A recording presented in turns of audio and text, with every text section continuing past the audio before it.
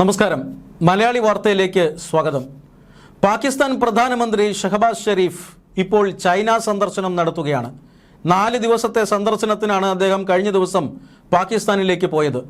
ചൈനയും പാകിസ്ഥാനും തമ്മിലുള്ള നയതന്ത്ര ബന്ധത്തിന്റെ 75ാം വാർഷികം ആഘോഷിക്കാനാണ് ഷഹബാസ് ഷെരീഫ് ചൈനയിലേക്ക് പോയത്. ചൈനയിലേക്ക് കാലെടുത്തു വെച്ച് മണിക്കൂറുകൾക്കകമാണ് സ്വന്തം രാജ്യമായ പാകിസ്ഥാനെ ഞെട്ടിച്ചുകൊണ്ട് ഒരു വൻ സ്ഫോടനം നടന്നത്. പാകിസ്ഥാനിലെ ബലൂചിസ്ഥാൻ പ്രവിശ്യയിലായിരുന്നു സ്ഫോടനം. ചാവേർ ബോംബാക്രമണമായിരുന്നു. സ്ഫോടക വസ്തുക്കൾ നിറച്ച കാറ് ചാവേർ ഓടിച്ചു കയറ്റുകയായിരുന്നു ഒരു തീവണ്ടിയിലേക്ക്. പാകിസ്ഥാൻ പ്രവിശ്യയായ ബലൂചിസ്ഥാന്റെ തലസ്ഥാനമായ ക്വറ്റയ്ക്ക് സമീപമുള്ള ഒരു റെയിൽവേ സ്റ്റേഷന് അടുത്തു വച്ചിട്ടാണ് ഇത്തരത്തിലൊരു ആക്രമണം ആ ട്രെയിനിന് നേരെ ഉണ്ടാകുന്നത്. ട്രെയിനിൽ ഉണ്ടായിരുന്നത് സൈനിക ഉദ്യോഗസ്ഥരായിരുന്നു. അതായത് സൈനികരെ അങ്ങോട്ടും ഇങ്ങോട്ടും കൊണ്ടുപോകുന്ന ഷട്ടിൽ ട്രെയിനായിരുന്നു അത്. അതീവ രഹസ്യമായിട്ടാണ് പാകിസ്ഥാൻ ഇപ്പോൾ സൈനികരെ അങ്ങോട്ടും ഇങ്ങോട്ടും നീക്കം ചെയ്യുന്നത്. കാരണം തെഹ്രീക്ക് താലിബാൻ പാകിസ്ഥാനും ബലൂച്ച് ലിബറേഷൻ ആർമിയും മറ്റുള്ള ചില വിഘടനവാദ സംഘടനകളുമെല്ലാം ഇന്ന് എപ്പോഴും ആക്രമിക്കുന്നത് പാകിസ്ഥാൻ സൈന്യത്തെയാണ്. നേരത്തെ അവർ പബ്ലിക് പ്ലേസുകളിലും അതുപോലെ തന്നെ ആൾക്കൂട്ടമുള്ളടങ്ങളിലുമൊക്കെ ചെറിയ ചെറിയ സ്ഫോടനങ്ങളാണ് നടത്തിയിരുന്നതെങ്കിൽ ഇന്നിപ്പോൾ അവർ ലക്ഷ്യമിടുന്നത് പാകിസ്ഥാൻ സൈന്യത്തെ തന്നെയാണ്. കഴിഞ്ഞ ഒരു വർഷത്തിനിടയിൽ നൂറുകണക്കിന് പാകിസ്ഥാൻ സൈനികർക്കാണ് ഇവരുടെ ആക്രമണത്തിൽ ജീവൻ ബലി നൽകേണ്ടി വന്നത്. അതുകൊണ്ട് തന്നെ പാകിസ്ഥാൻ ഇപ്പോൾ അതീവ രഹസ്യമായിട്ടാണ് സൈനികരെ ഒരു സ്ഥലത്ത് നിന്ന് മറ്റൊരു സ്ഥലത്തേക്ക് മാറ്റുന്നത്. ട്രെയിനുകളിലാണെങ്കിൽ പോലും അവർക്ക് സ്പെഷ്യൽ ട്രെയിനുകളൊന്നും അനുവദിക്കാറില്ല. പാസഞ്ചർ ട്രെയിനുകൾ എന്ന വ്യാജേന സൈനികരെ യൂണിഫോം ഇല്ലാതെ കുത്തി നിറച്ചുകൊണ്ടാണ് ഒരു സ്ഥലത്ത് നിന്ന് മറ്റൊരു സ്ഥലത്തേക്ക് കൊണ്ടുപോകുന്നത്. അങ്ങനെയാണ് ഈ സ്ഫോടനം നടന്ന ട്രെയിനും പോയത്. പക്ഷേ കൃത്യമായി ബലൂച്ച് ലിബറേഷൻ ആർമി അത് സൈനികരെ വഹിച്ചു കൊണ്ടുപോകുന്ന ട്രെയിനാണ് എന്ന് മനസ്സിലാക്കുന്നു. അങ്ങനെയാണ് ഈ ട്രെയിനിലേക്ക് ചാവേർ ബോംബാക്രമണം നടത്തുന്നത്. ശക്തമായ സ്ഫോടനം തന്നെയാണ് നടന്നത്. ചുറ്റുപാടുമുള്ള എല്ലാം കത്തി അമർന്നു. അവിടെ പാർക്ക് ചെയ്തിരുന്ന വാഹനങ്ങളെല്ലാം അഗ്നിക്കിരയായി. സമീപത്തുള്ള വീടുകളും കെട്ടിടങ്ങളുമെല്ലാം വെന്ത് വെണ്ണീറായി. അത്രമാത്രം ശക്തിയുള്ള സ്ഫോടനമാണ് BLA പാകിസ്ഥാൻ സൈന്യത്തിന് നേരെ നടത്തിയത്. 24 പേർ മരിച്ചുവെന്നും 40 പേർക്ക് പരിക്കേറ്റുവെന്നുമാണ് അനൌദ്യോഗികമായി പാകിസ്ഥാൻ പറയുന്ന കണക്ക്. ഔദ്യോഗികമായി മരണക്കണക്കുകൾ ഒന്നും തന്നെ പാകിസ്ഥാൻ ഭരണകൂടം ഇതുവരെയും പുറത്തുവിട്ടിട്ടില്ല. പക്ഷേ ഇന്ന് BLA പുറത്തുവിട്ട കണക്കുകൾ പ്രകാരം 82 പാകിസ്ഥാൻ സൈനികർക്കാണ് ജീവഹാനി വന്നത്. ഇതിൽ പാകിസ്ഥാൻ പ്രധാനമന്ത്രിയും ഭരണകൂടവും സൈന്യവും ഞെട്ടി വിറച്ചു നിൽക്കുകയാണ്. കാരണം അദ്ദേഹം ഇപ്പോൾ ചൈനയിലാണുള്ളത്. ചൈനീസ് പ്രസിഡന്റുമായിട്ടുള്ള കൂടിക്കാഴ്ചയ്ക്ക് മണിക്കൂറുകൾക്ക് മുമ്പാണ് ചൈനയ്ക്കും പാകിസ്ഥാനും മുന്നറിയിപ്പ് നൽകുന്ന സ്ഫോടനം ഇവിടെ ബലൂചിസ്ഥാനിൽ ഉണ്ടായിരിക്കുന്നത്. സ്ഫോടനത്തിന്റെ ഉത്തരവാദിത്വം ബലൂച്ച് ലിബറേഷൻ ആർമി ഏറ്റെടുത്തു കഴിഞ്ഞു. ഞായറാഴ്ച രാവിലെ 8 മണിയോടുകൂടിയാണ് സ്ഫോടനം നടന്നത്. കഴിഞ്ഞ ദിവസം തന്നെ BLA അത് ഏറ്റെടുത്തിരിക്കുന്നു. ഇന്നിപ്പോൾ BLA ഇതിന്റെ പുതിയ വിശദാംശങ്ങൾ പുറത്തുവിട്ടിരിക്കുകയാണ്. പുതിയ വിശദാംശങ്ങളിൽ ഏറ്റവും പ്രധാനപ്പെട്ടത് മരിച്ചവരുടെ എണ്ണം തന്നെയാണ്.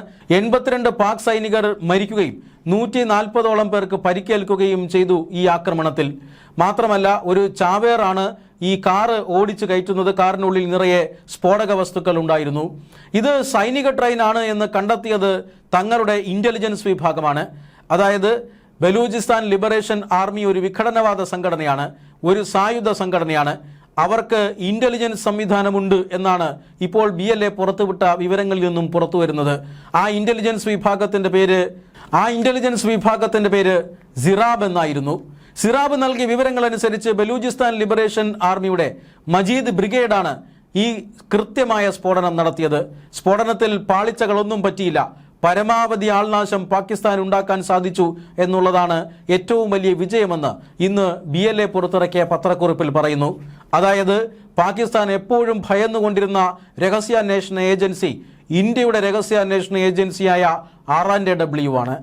R&AW ആണ് പാകിസ്ഥാനുള്ളിൽ നടക്കുന്ന പ്രശ്നങ്ങൾക്കും വിഘടനവാദ പ്രവർത്തനങ്ങൾക്കും എല്ലാം കാരണമെന്ന് പാകിസ്ഥാൻ വർഷങ്ങളായി ആരോപിക്കുന്നുണ്ട്.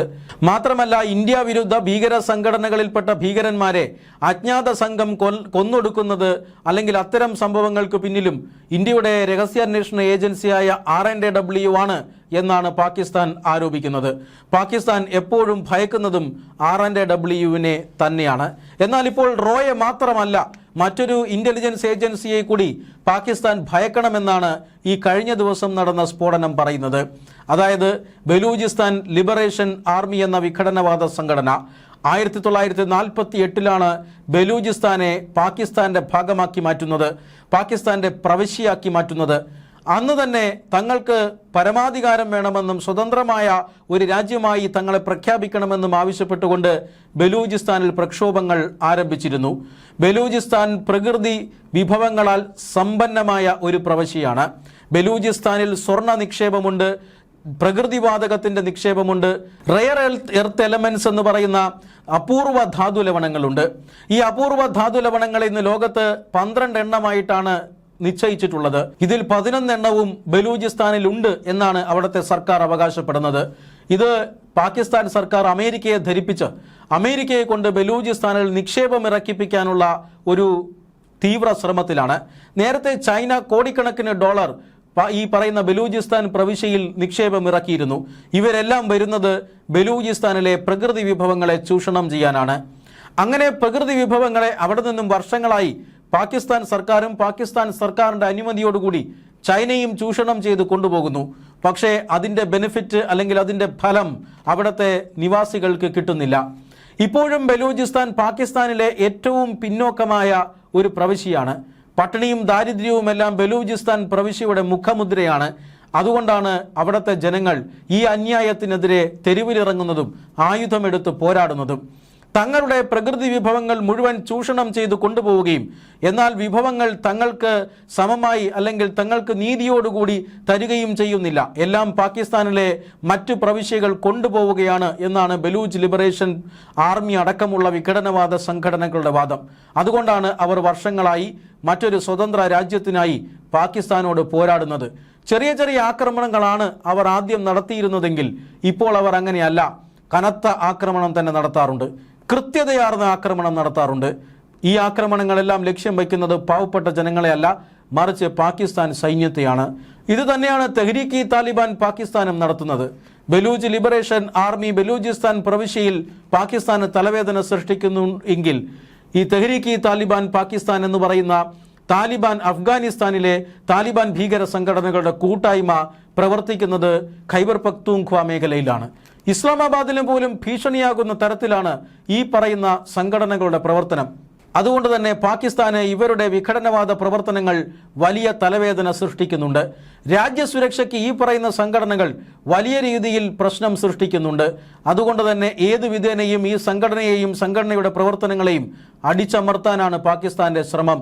പക്ഷേ ഇപ്പോൾ അങ്ങനെയല്ല. ഏതാണ്ട് 254ഓളം ആക്രമണങ്ങളാണ് BLA കഴിഞ്ഞ 2025 മാത്രം നടത്തിയത്.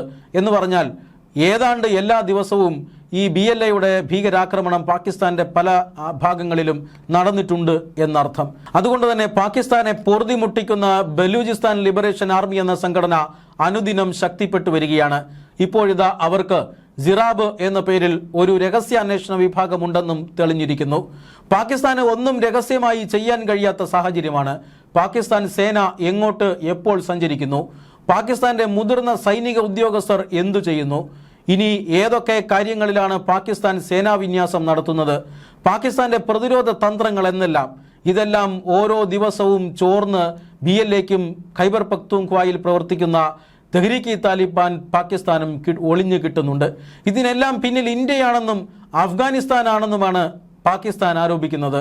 തെഹ്രീക്ക് താലിബാനെ പാലൂട്ടി വളർത്തുന്നത് അഫ്ഗാനിസ്ഥാനും ബലൂചിസ്ഥാൻ ലിബറേഷൻ ആർമിയെ പാലൂട്ടി വളർത്തുന്നത് ഇന്ത്യയുമാണെന്നാണ് പാകിസ്ഥാന്റെ ആരോപണം. എന്നാൽ പാകിസ്ഥാന്റെ ഉള്ളിലെ വിഘടനവാദ പ്രവർത്തനങ്ങൾ മാത്രമാണിതെന്നും ഇന്ത്യ പോലുള്ള രാജ്യങ്ങൾക്ക് ഇത്തരം പ്രവർത്തനങ്ങൾ മറ്റു രാജ്യങ്ങളിൽ നടത്തേണ്ട കാര്യമില്ലെന്നും ഇന്ത്യ തിരിച്ചടിക്കുന്നുണ്ട്. എന്തായാലും പാകിസ്ഥാന് വീണ്ടും ബലൂച്ച് ലിബറേഷൻ ആർമി ഭീഷണിയാവുകയാണ്.